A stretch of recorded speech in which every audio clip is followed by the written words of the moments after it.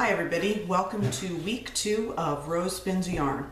I hope I worked out the technical aspects of what was going on last week with, I think the lighting wasn't enough. So today I'm sitting in my classroom, which is part of my store. It's in the back of my store where we teach classes or we work on projects. So it's a good place because it has a lot of light, because we put a lot of light in when we built it, because we figured that we'd be sitting here working on stuff and oh my goodness, the flies. And I would just wish they would die already. I mean, come on, it's driving me crazy. I was sitting at my computer before and one dive bombed me in the head and I'm like, really? I'm like, it's November, go away. Anyway, so hopefully I fixed all the technical issues from last week, and I did bring water so that my mouth, if I get dry, I could drink and I won't have that annoying lip smacking going on. Anyway, I also think I worked out the fact that I'm used to talking to people in large crowds, and I'm used to talking to people one-on-one, and I think, you know, I'm very outgoing and I'm very talkative. Like, people tell me I could talk about anything. But I think it's different than when you're just sitting here all by yourself looking into the camera and there's nothing to feedback on. So you can't tell if somebody's bored or annoyed or thinks what you're saying is crazy. So it's a little bit different, and I think I'm getting used to it, but it's probably going to take me a few more weeks before I'm completely comfortable, because again, no instant feedback.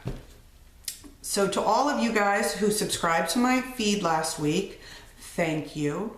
I was very overwhelmed by the response. Got a lot of good feedback, which was great.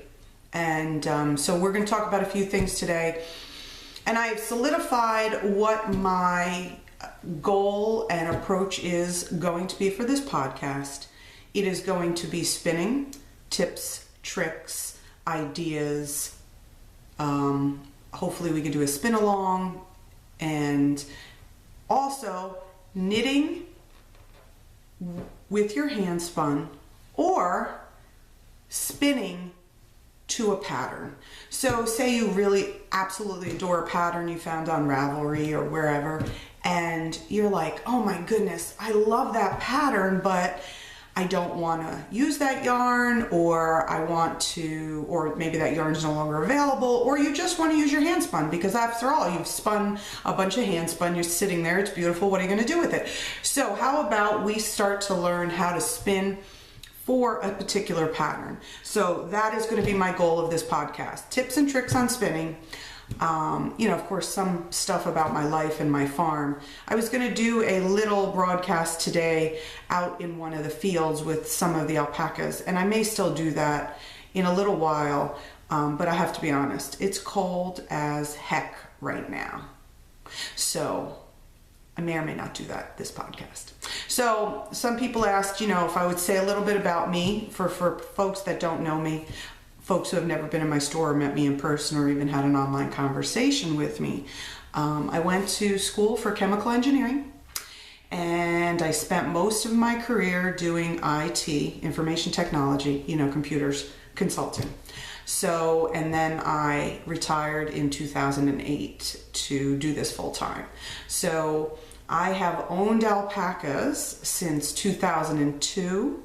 And we opened up our little tiny farm store on our farm back in 2004 when we were still in our old farm.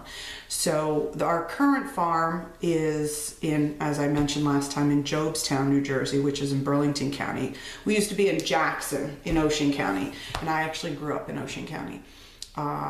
So we're in Jobestown now, and that is, we've been here 5 years.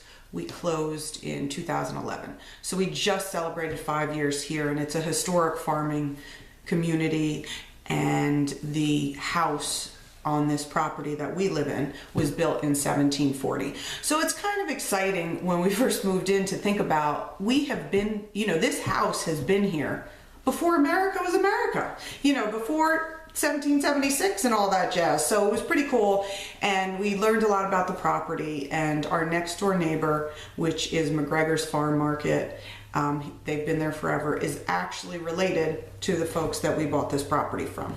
So it's pretty cool. and we really enjoy living in this community. It is a lot of folks that are agricultural, that understand what farming's about, are there to lend a hand. So we really enjoy being here. I'm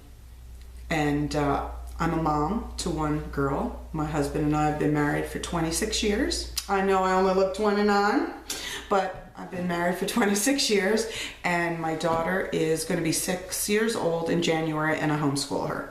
And I bake bread every week, and I cook a lot, and you know, one of those real homesteading type people. So even though there's all the major stores and everything within a few miles, but that's me. That's what I like. I went from corporate America to being on the farm and loving it, and it's a lot of fun. So, okay, so let's get into it. So it's been a really busy week for me. For those of you who sell yarn or fiber or supplies, you know that the ramp up for Christmas knitting and Christmas crocheting and Christmas projects in general typically start way back as in August. August was dead because in New Jersey it was like 742 degrees. So again, August was horrible. First part of September was horrible as far as heat goes. But now we've got the cool weather. Now I'm complaining that it's too cold, right? You can't win. You're always complaining about something. Anyway, so now that it's normally, you know, it's nice November weather. It's chilly. It's sweater weather. I'm wearing my cowl that I knitted, that I showed you guys last time I finished it and steam blocked it, and I'm loving it. It's so comfortable. Can't wait to spin something for this pattern, because I haven't done that in a while, and I just really want to spin something and show that to you, how this pattern will look in hand spun. Haven't figured out what I want to do with that yet. So anyway, so the store was really busy this week. You know, it's ramping up, and I expect that I'm going to be busy from now until Christmas. You know, crazy, you know, it's feast or famine in a yarn world. It's either slow, like in August, or it's crazy here, and you know, I really like it when it's crazy, because I got to be honest with you, when I'm bored, I get nothing done. Nothing at all. When I'm busy, I get so much stuff done, because I'm like, I gotta do this. So I like it better this way. So yeah, so I've had a very busy week, and some cool stuff has happened on social media this week. Wait, I'm gonna take a drink of water. I don't know who started it, but somebody started on, I think it started on Instagram, because that's where I saw it. Somebody started Pay It Forward. And so lots of indie dyers were doing Pay It Forward, meaning that they would post a picture of yarn on their Instagram feed and saying, if you comment, I'm gonna, you know, you win this skein of yarn. A random person will win the skein of yarn. It wasn't the typical Instagram feed. It wasn't the typical Instagram giveaways like follow me, tag 2 friends. No, it was just a generous, you know, sending out love, pay it forward. So I saw this and I was like, hey, I want to be a part of that. And so, you know, my partners, Mary Beth and Helen, in our owl bag kits, they're giving away a bag, so you can follow them on Instagram, Toad Hollow NJ, and tons of indie dyers. But I thought I'd jump on the bandwagon and do the same thing, because I thought it was awesome. And I did. I have it still. I haven't picked a winner yet. So if you're watching this and it is before Tuesday, November 15th, you can go onto my Instagram feed or on my Facebook page and comment, and you're going to get a 2-ounce bat of your choice, an art bat. And you know, there's a picture up there with tons of art bats, and I'll insert it into this video as well. And you know, Alma Park pays it forward.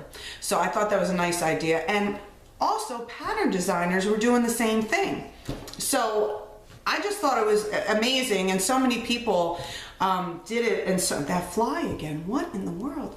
That so many people were doing it. Indie dyers, knitwear designers, spinners, people who make project bags. It was just, you know, the community just really came together because I think it was a stressful week for a lot of people. And I think it was just, you know, showed that we're a community and we could come together and support each other no matter what. And who doesn't like pretty fiber or yarn or project bags to make you feel warm and fuzzy? Because I always like getting stuff, makes you feel good. Anyway, so I didn't partake in, you know, trying to win anybody's yarn or stuff because, well, you know, let somebody who has, maybe doesn't have as much yarn as I do win something. So I always try to not do those things because I have a yarn store. So I try not to, but I'm always supportive of that. And I, you know, and as again, go on my Instagram or on my Facebook page and comment and put yourself in the drawing because it's going to be randomly drawn and on Tuesday, the 15th.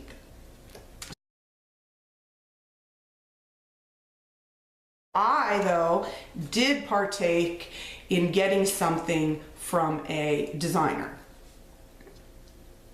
I've looked at Woolly Wormhead's designs for years, and I'm not, you know, I don't knit all that much because I'm so busy with the spinning in the store, but I've always liked her designs. I think it's a her. I don't know, but I've always liked Woolly Wormhead's designs. So there was a link that they were giving away a free pattern as well for the Pay It Forward initiative. And so I definitely partook in that on one of their designs, and I want to show you what I chose. And I'll put up a link in the picture because it's kind of hard to, but this is called Ziggy, and it is a hat knit flat. It's not in the round, which is one of the reasons I chose it, because I thought that that would be cool, because I usually, when I knit hats, I knit it in the round. And oh my God, that fly, seriously. I know you guys are all out there laughing right now, hysterical. And it's just, anyway. So it's called Ziggy by Woolly Wormhead, and it is knit flat on size 7 straight needles. And she calls for a worsted weight yarn. So I love the pattern. I love the picture that the pattern has on its first page. It's very colorful, and what I'm going to do is I'm actually going to spin yarn to fit this pattern and then knit it. So it'll be, you know, I mean, I can't promise I'm going to spin it this week because I'm quite frankly dead with all the stuff I have to do for orders this week, and the store's open. And but it is going to be one of the projects that I'm going to be working on, and I'd love you guys to follow along and, you know, do the same. This calls for a worsted weight yarn, and worsted weight, she says, a single or plied yarn. I'm going to do a 2-ply because I'm not a big fan of heavily used items with single ply yarn. You know, if you're going to do a memory piece, or it's going to be, you know, you have a new baby and the baby is going to wear that item once, you know, maybe for, you know, an event. Yeah, okay, it's going to be gently used, or even a scarf or a shawl that's not going to be heavily used. But when you're talking about a hat that I plan on using all winter because I spun it, I'm going to do a 2-ply because it's more, it's not going to get as fuzzy, pill, all that stuff. So I'm going to do a 2-ply worsted. Now, speaking of worsted, I'm going to talk about, as I told you last week, I wanted to talk about this week, wraps per inch. I see so many folks, as I said last time, again, water. I see so many folks who spin, talk about wraps per inch and talk about it's DK or it's bulky or it's fingering or blah, blah, blah, blah, blah. Now, if you deal with a lot of commercial yarn, meaning name brand yarn, Barocco, the like, you know, Barocco, Noro, Madeline Tosh, you know, whatever, I don't care, pick a yarn. And it is, that's what I call commercial yarn. or name brand yarn, however you want to describe it. If you look at any of their yarns, in the US they put the numbers on them, 1, 2, 3, 4, 5, which is analogous to fingering, DK, worsted. I'd have to look at a chart to see which is which. I know that 5 is kind of, I think 5 is bulky, but and 4 might be worsted, but don't quote me on that. I didn't look that up for this, but I can look it up and put it on in the comments or maybe on a screen in the podcast. So, but I want to talk about hand spun. And hand spun, you know, typically when you say, oh, I spun this and it is worsted weight or it's DK weight, what does that mean? Well, that means that you took it and you did your wraps per inch to get a weight. Most people are looking at charts that really don't line up with yarn. Now, I look at a chart and I use a chart that is actually a chart that I've used to talk to my mills when my mills do my farm yarn. So, you know, they talk in yards per pound and everything, but that could be a little misleading too, because, you know, wool and cotton don't weigh the same, and alpaca is like a heavy fiber, and Surrey is even heavier, but regardless, wraps per inch, regardless of the weights, you know, meaning on a scale, wraps per inch will never go wrong with you, make you go wrong, excuse me. Now, let's talk about Ravelry for a second. If you go on to Ravelry and you search for Ravelry standard yarn weights, they have DK at 11 wraps per inch, and they have fingering at 14 wraps per inch. Now, completely false. That's totally wrong. And for the folks that are going by that, who hand spin, and I see like in a listing or somebody trying to sell hand spun and they say it's fingering and they say it's 14 wraps per inch. No, that's DK. So if you're gonna buy it thinking it's fingering and you're gonna buy it for a particular pattern that's fingering, you're gonna be disappointed because it's not fingering. It's DK. 14 wraps per inch is DK. Now, if we talk about and we go, let's talk logic. You know, I did say I was an engineer, so I always go back to the logic and the math. And I know it scares a lot of people, you know, math. But, and you know, that's what I always get. But it's not difficult. I'm not going to do real math. Okay, let's talk logic. DK means double knitting. Okay? It's one of the most common weights of yarn. DK worsted fingering. Those are really the most common weights of yarn. You know, there's bulky, there's lace, there's sport, but really worsted DK fingering. Those are the most common weights of yarn. Commercial or hand spun, regardless. So DK means double knitting. Double knitting, what does that mean? Well, it meant in the old days that fingering held double. Now, don't get confused when you look on a chart and you see the UK or Australian terminology, because, you know, I'm talking US here. So, you know, don't look at 4-ply means this weight and stuff, because that's not what we do in the US. We do it based on just, we call it DK. And now, as I said again, they have the charts 1, 2, 3, 4, 5. Looks like a little ball of yarn on the ball band of a commercial skein. So DK means double knitting, which means that you get fingering. If you took a fingering yarn and held it double to knit, you would get the same weight, knitting weight, as DK. So if DK is 14, then what does it mean fingering would be? Well, fingering should be half the weight of DK, around 28. Okay? On Ravelry, they have fingering as 14 and DK as 11. I'm telling you, 11 is not DK, and 14 way is not fingering. So I go by a chart that I've used for years when I'm talking to the mill that does my farm yarn. And so I will write this up and put it on my blog for people to utilize if they want to. I think every spinner falls into what is natural for them. And what I do naturally is DK to worsted without thinking. And I do something called consistently inconsistent. I try not to make my yarn look perfectly mill spun or commercial yarn.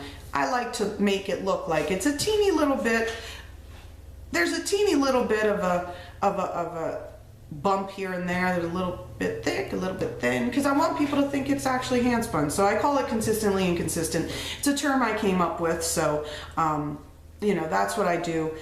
And again, my natural, without trying, without thinking, is around a worsted weight. So I'm going to talk to you now about how do I figure out wraps per inch. Okay, well, let's start from the beginning. You have a pattern and you want to spin, let's throw this out there, a worsted weight yarn. Take my woolly wormhead hat, for example. I want to spin a worsted weight yarn for that. So I'm going to, first of all, have something called a control card while I'm spinning. And if you look at that, okay, let's pull it out. I got this at an Etsy shop called Mr. Stillskin, and they're actually in the UK. And even the stuff on the back it's pretty much according to Ravelry. So the stuff on the back I ignore, except they do have the ball bands where 5 is bulky, medium is 4, which is like worsted Aran, and so forth and so on. That might be correct, but regardless, I ignore the back. I only use the control card. And what it is it, while you're spinning, I think I'll take a good picture of this so you could see it. While you're spinning, it has little, like, ruler lines. So you could kind of just quick pull out from your orifice a length of 1 ply, and you could kind of look at the chart and see approximately what wraps per inch you're spinning to. And if you take that and you're going to make a 2 ply, so if your wraps per inch currently are about a 24 on this chart, and you're going to make a 2 ply yarn, you're going to wind up with about a 12 wrap per inch yarn. 12 to 14 depending on how tight you ply. And again, 12 to 14 is worsted to DK depending, okay? And so that's when I use a control card when I'm spinning, and I just check it every so often. Commission spinning, if I'm just zen spinning and I'm just doing something for myself, and if I'm not spinning for a pattern and I'm just spinning to spin something pretty and then I'm going to put it up for sale, I don't check the control card. But I will check the control card again if I'm doing a commission spin or if I'm spinning for a pattern, etc. And that's what I use. It's a nice way to cheat without having to, you know, keep constantly wrapping around a ruler. But if you are going to make, if you want to find out the true wraps per inch of your yarn, you're going to need a ruler. Or you can get, a lot of folks who do woodwork will sell a wraps per inch. It's kind of like a little notch, and you could wrap it around there. It's 1 inch wide, but you know, I could use a ruler just as easily, or you could use a ruler just as easily. So basically, and I'm going to stand up so you can see this. Basically, what you're going to do, okay, is you are going to just wrap the yarn, okay, close around there. Okay, you're just going to keep wrapping the yarn, okay, and from 4 an inch. If you see here, let me turn it so you can see the numbers. If you see here, I started at the 10, okay, and I'm going to go all the way to the 11, okay. You see that? So you just wrap the yarn. You want to get it close. You don't want to overlap. Okay, so that's that. And so let me count how many wraps I had here. So I had 3, 4, 5, 6, 7, 8, 9, 10, 11, 12, 13, 14, 15, 16, 17, 18, 19, 20. So this is 20, okay, and this is actually Barocco Bobbly. which that's left over from the Infinity Cowl I showed you guys last week. And it is actually labeled by Barocco as a sport weight yarn. Well, if I look on my handy dandy little chart that I use to talk to my mill, I have sport weight as 18 to 24 wraps. How did I come up with my chart? I used commercial yarn. If you go to a commercial fingering weight yarn, sock yarn, okay, you're gonna have your fingering, you're gonna have that, if you employ my method with the ruler, you're gonna have about 24 to 30 wraps on all your yarns that are fingering sock weight yarns. So, so be careful with that. And again, I really, really wish Ravelry would look at that. I mean, Ravelry never really was into the hand knit community when they started, and they've put hand spun, not hand knit. Hand knit, obviously, that's what Ravelry was in the beginning. They put hand spun stuff up later for folks like us, but that's not what they started at, and I really don't think that their chart is accurate. So don't, prove it to yourself. Go take one of your fingering weight yarns out of your stash and put it around your ruler and tell me how many wraps prints you come up with. Do the same with a DK. Do the same with a worsted. And you'll see that it is way different than Rav, and I really wish Rav would fix that. But anyway, so that's my wraps per inch. All right, so what am I doing now? So what I'm doing now is I am actually working on some commission spins with, I showed you this fiber last week. It was Chase, my little boy, who, he's not a little boy anymore. He's actually one of my herd sires. But it's Chase, and it's that he's black, and I mixed it with merino and silk, cultivated silk, and I actually am doing some commission spins on it. Folks are liking it for gifts for their husbands, sons, because most of my other fiber has sparkle in it, so I guess they don't want to make stuff with sparkle for their men, and I have to think about that. Maybe I'm going to start doing some stuff that is not, sparkle free. I love sparkle, so I'm going to be working on that. So next week I will be showing you some yarn that is spun up by me. That's from my guy Chase, and we'll see how that looks. It's again, I told you guys last week, that's a really fun spin. I wanted to show you some stuff I got in from Louette this week. Said last week I was a Louette dealer, and that I'm going to be doing a giveaway soon with Louette. I'd like to get to 100 subscribers on my page before we announce a giveaway. And I think I have, like, before I launch, before I tape this today, I have like 21 or 22, which is great because I gained like 14 subscribers with just my first podcast, which I think is incredible because I didn't really think that many people would be interested in me just, babbling on and on and on. But so I'm going to show you one of the fibers I got in from Louette this week, and I might do my hat in this because I am a big red person. I love red and purple, and this is called Garnet, and this is a 80% merino, 20% alpaca. I'm sorry, 80% merino, 20% silk. Yeah. I got alpaca on the brain because I could see them right outside. 80% merino, 20% silk.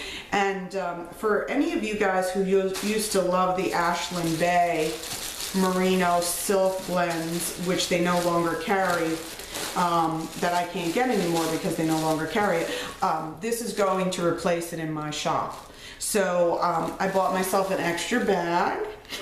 This is called Garnet, and I think I might use this to spin that for that hat because I wanted something, I could do it of a couple of different colors because I wanted something to spin that was going to be colorful. So I don't know, give me your thoughts. Look at that pattern, Woolly Wormhead Ziggy, and tell me what you think I should spin because, yeah, I don't know yet. But anyway, So what else is there? Some other new products from that I got in the store this week is the Pearl and Loop Little Weavers.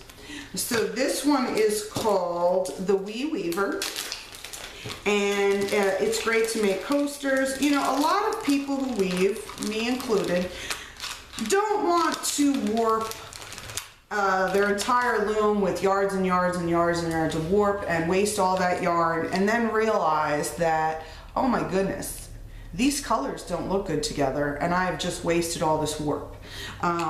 So they get stuff that are like samples so that you can see how it's going to look. So if you look, this is the weaving surface and it's got little slots to put the weaving, to put the warp on, and then it's got a little needle that you can go in and out, and even a little pickup stick, and a little comb to make it tight. And that's about a coaster size. So Wee Weaver, you can use that for sampling, or you could use it just because you want to make coasters, or you can use it to make a bunch of them and make a blanket. Sew them all together like the soccer, the Stash Buster blanket or stuff like that. So so I got those in, and they'll be up on the website and in the store. They're already in the store, but they'll be up on the website sometime this week. They're already in the store if you come in. And there's also one that's bigger, and that was made of wood. This is made of acrylic. It's bigger, but same concept. Okay. And then there's another one, which I might just have to steal this for myself because, you know. This is the placemat. Let me take that out because the glare is terrible. This is for making placemats. So, I mean, I think this is tremendous, and I want to make some for like my Christmas time, because I want to have some nice placemats that I made out of my fiber, my animals, and my yarn out on my table for Christmas. I'd say Thanksgiving, but come on folks, let's be honest. Thanksgiving's a week and a half away, and that ain't gonna happen. And you know, maybe Christmas won't even happen. Maybe Christmas of 2017. But hey, I could dream. So, so here it is. Okay, so this is the size. It's about the size for a placemat. Okay, and it's the same concept, and this is made of wood. Same concept. There's slots here that you just wrap the yarn around, and it comes with the accessories you need to weave it. And I just think these things are great. They're also great for teaching kids some arts and crafts. I know my daughter, who is, as I said, she'll be 6 in January. She cannot yet crochet or knit. The whole concept of holding 2 needles is a little too much for her. And I think we're gonna maybe start her on crocheting. You know, she sees me do it, I show her the stitches, and she's like, I could do it, and then she kind of just wraps the yarn around it because she just doesn't have the attention span yet for, I don't think, for knitting. So my friend Laura, who teaches crochet at my store, I think I'm gonna have her teach her some basic crochet moves, because I don't know if it's the fact that I'm teaching her and she doesn't want to learn, you know, she's kind of like that, or if she's just too young and doesn't have the attention span, I don't know. So Laura's gonna, you know, show her some stuff, maybe to chain and maybe do like single crochets and stuff, and we'll see. But in the absence of her learning those things, the weaving stuff is totally doable for kids. It's so easy to do, and it's, you know, remember the pot holders with the loopy things we used to make when we were kids? It's kind of the same thing. So, but you could use nice yarn. You don't have to use those, you know, cheap little loopy things. So, yeah, so I'm really excited, and I'm thinking that she can use that, and so maybe we'll showcase one of her awesome little coasters on the show, on the podcast here. I don't know. All right, so what else? Okay, so last week I think you saw my Caribbean coral bat that I spun that I was going to spin. I spun it, okay, and here it is. So here it is.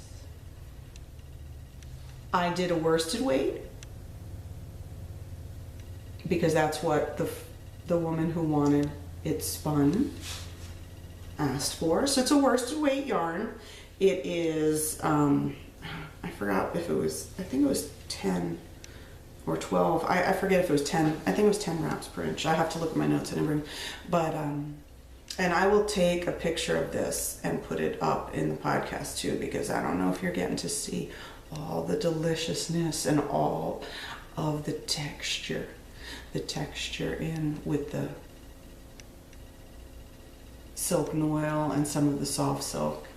And oh my god, it's so sparkly because there's so much Angelina and Firestar in this bat, more so than what I normally put in my bats. So let me just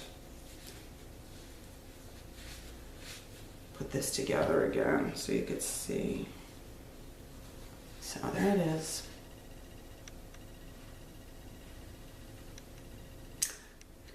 I think it came out really awesome. This is, I didn't set it yet, so you'll see that it's, you know, a little wonky. But I didn't set it yet, so it'll be going in the bath today. I finished it yesterday, so I didn't want to throw it in the bath because I knew it wasn't going to be dry by tonight, this morning rather, for this podcast. Okay.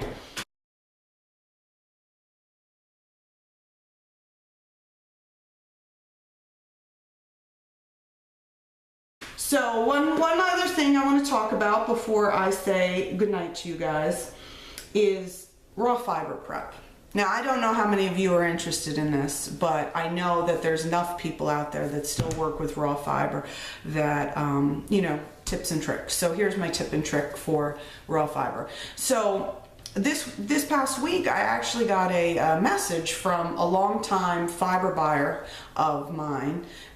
She buys alpaca fiber and she buys wool from me, raw. So she processes it herself. And she actually asked me, not fiber she bought from me, fiber she bought from somewhere else, that there was so much vegetable matter in the fiber, it was alpaca, that she's like, should I even bother? Should I trash it? Like, what should I do? It's so much vegetable matter in there. She's like, I don't even know if it's worth my time. Now, on my farm, I have 55 alpacas, and if it is a high grade, meaning, you know, coarse fiber, and it is, and usually those aren't the ones that are loaded with vegetable matter, because vegetable matter tends to get into the lower micron fleeces.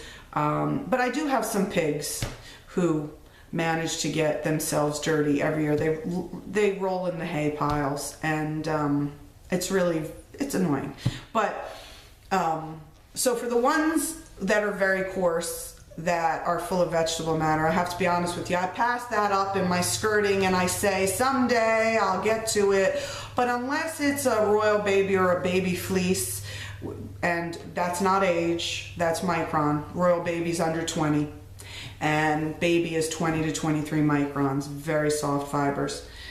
Again, the lower the micron, the softer the fiber. So unless it's a royal baby or a baby fleece, I'm not going to sit there and try to pick vegetable matter out of it, because it's not worth it. It's not worth it from a time perspective. It's not worth it from a money perspective. You know, I can't sell that coarse fiber for as much as I can sell the royal baby for, because that's what people want. They want the soft stuff. So, you know, sometimes it'll be in my clip, you know, I work on it all year long to try to get the clip done before the next year's shearing.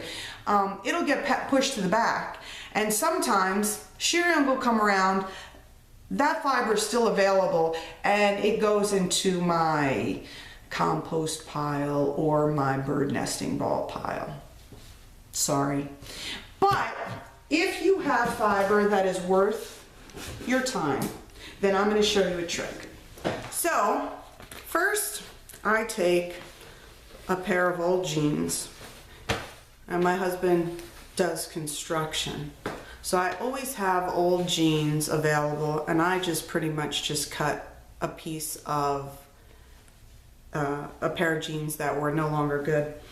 And I put that on my leg to save my own pants and my skin.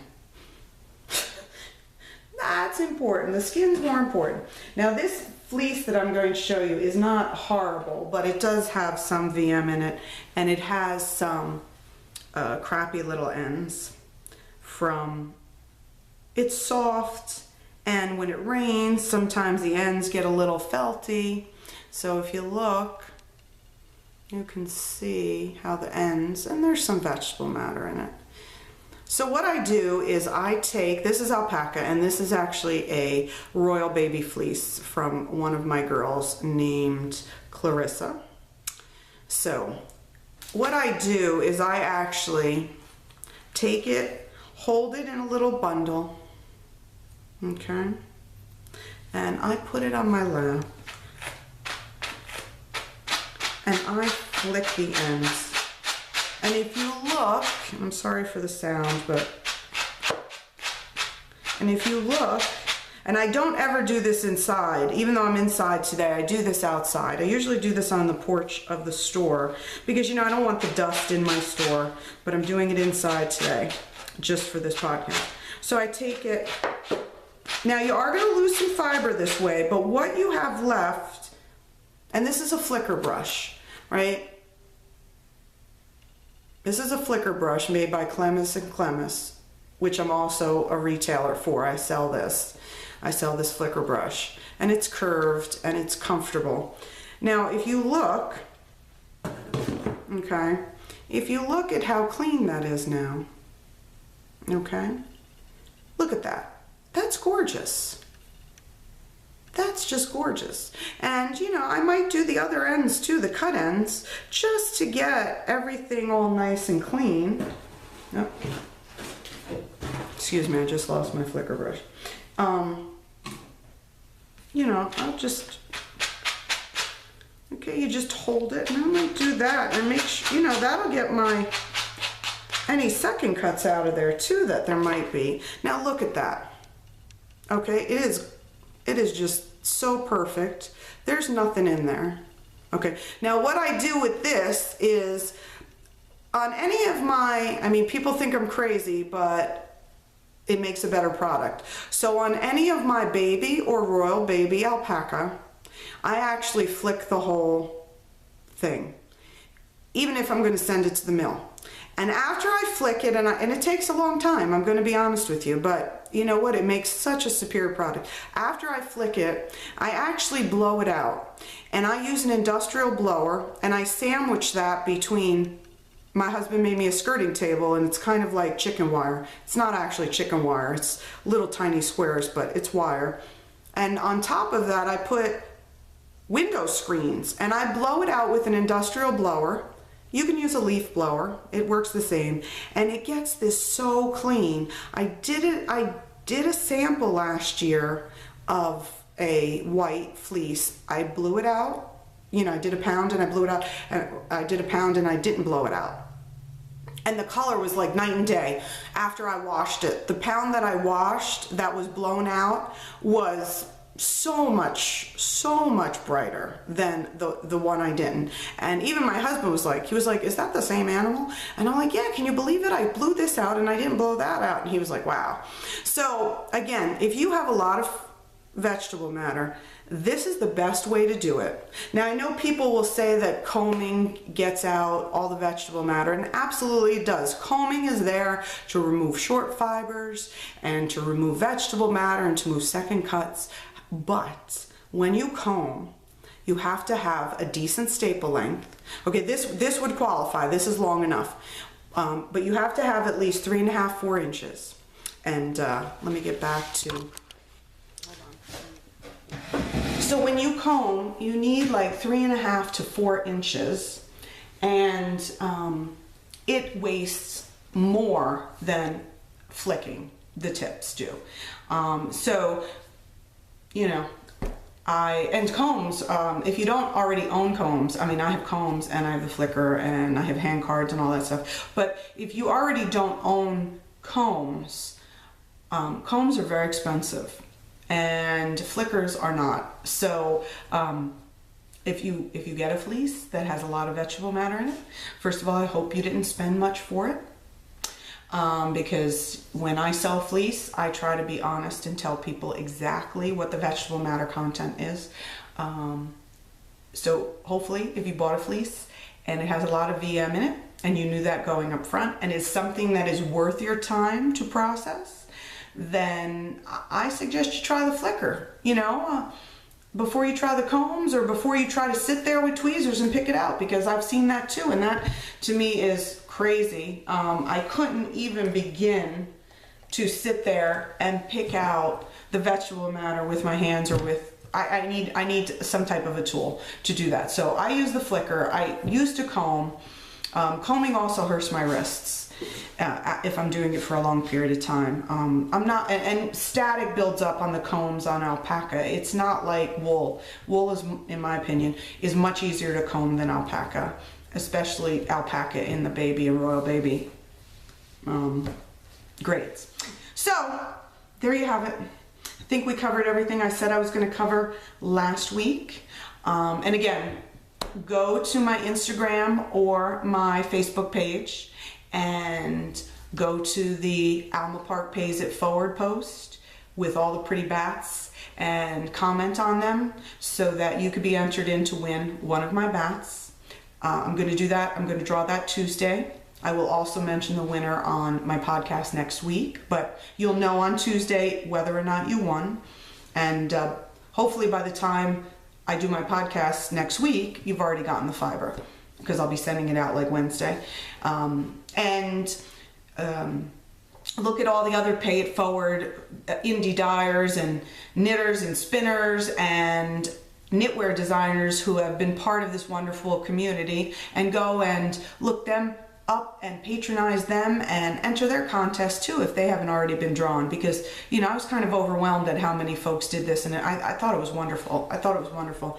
And subscribe to my page, because once we hit 100 members, 100 subscribers, and subscribe to my channel. I have to get that in my head. Subscribe to my channel, and once we get to 100 viewers, 100 subscribers, we're going to give some Louette fiber away. Maybe it'll be the merino silk that I showed you today in the color of your choice, or maybe it'll be something else from Louette. Louette has a bunch of really awesome fibers, and some fibers that I can't get anywhere else. They're the only ones they carry. So that's cool.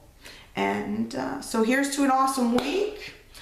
Get crafting, and I will see you guys next week. Have a great day. Thanks. Bye.